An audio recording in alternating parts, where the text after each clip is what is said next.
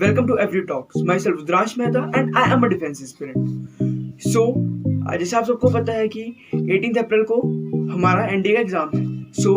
मैं आपके साथ ही डिस्कस करने आया हूँ कि हमें कैसे स्टडी करनी चाहिए इन 30 डेज में, ताकि हम जो एनडीए के कट ऑफ है वो क्लियर कर सकें. जैसे आप सबको पता है जो एनडीए का पेपर है वो 2 पार्ट्स में आता है. नंबर 1 मैथ्स और नंबर 2 जीएटी. तो मैथ्स का जो पेपर होता है उसमें 120 क्वेश्चंस आते हैं. ठीक है. हमें फोकस करना है कि हम मैथ्स की कट ऑफ क्लियर कर सकें. ठीक है. मैं 2 पार्ट्स में बच्चों को डिवाइड कर रहा हूँ. नंबर 1 जिन बच्चों ने कुछ ना कुछ पढ़ रखा है एनडीए का, और नंबर 2 जिन बच्चों ने कुछ भी नहीं पढ़ा है और जो सोच रहे हैं कि हम तो अभी थोड़ा बहुत पढ़ते हैं ताकि हमारा रिस्पेक्टेबल स्कोर आ जाए एनडीए में और नेक्स्ट टाइम के लिए हमारे को एक कॉन्फिडेंस बूस्ट अप हो जाए. नंबर 1 उन स्टूडेंट्स की बात करते हैं जिन्हें कुछ ना कुछ आता है.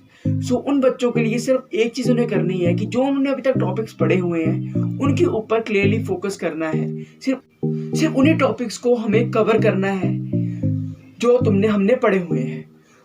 जैसे मान लो किसी ने ट्रिग्नोमेट्री पढ़ी है, कॉम्प्लेक्स नंबर्स पढ़ा है, क्वाड्रेटिक इक्वेशंस पढ़ी है या कैलकुलस पढ़ी है, तो हमें उन्हीं चीज़ों में फोकस करना है. उन चीज़ों पे फोकस करने से ये होगा कि हमें एक कॉन्फिडेंस बूस्टअप आएगा हमारे अंदर और हम उन क्वेश्चंस को प्रॉपरली अटेम्प्ट कर पाएंगे.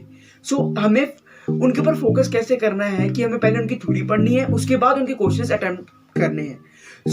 अब उनकी बात करते हैं जिन्होंने अभी तक कुछ नहीं पढ़ा है या इन्होंने अभी इतना ही पढ़ा है, थोड़ा सा पढ़ा है और उनकी कट ऑफ क्लियर नहीं हो पाएगी. उनके लिए मैंने प्रीवियस ईयर पेपर्स को एनालाइज करके एक ट्रेंड बनाया हुआ है क्वेश्चंस का, और मींस एक चैप्टर्स का ट्रेंड बनाया हुआ है जिस हिसाब से आप कर सकते हो. सबसे पहले नंबर में मैंने रखा है ट्रिग्नोमेट्री, नंबर 2 में मैंने रखा है प्रोबेबिलिटी, नंबर 3 में मैंने रखा है स्टैटिस्टिक्स, नंबर 4 में है कैलकुलस, नंबर 5 में कॉम्प्लेक्स नंबर्स, नंबर 6 पे है क्वाड्रेटिक इक्वेशंस, नंबर 7 में है परम्यूटेशंस एंड कॉम्बिनेशंस, नंबर 8 में है 3D एंड वेक्टर, नंबर 9 में है sets, relations and functions.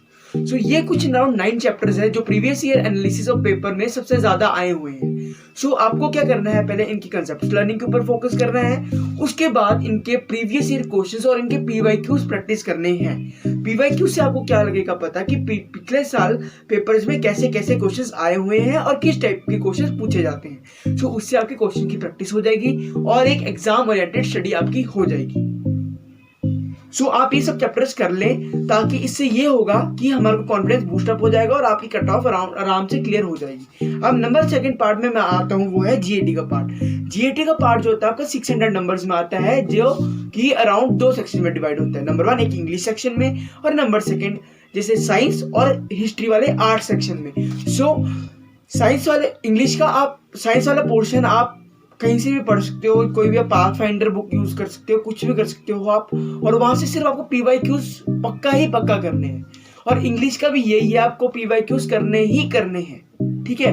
PYQs से आपको पता लग जाएगा पिछले पेपर्स में कैसे क्वेश्चंस आए और आपको किस तरह की स्टडी करनी चाहिए, और मैक्सिमम घुमा फिरा कर आपको प्रीवियस ईयर के क्वेश्चन से ही पूछा जाता है.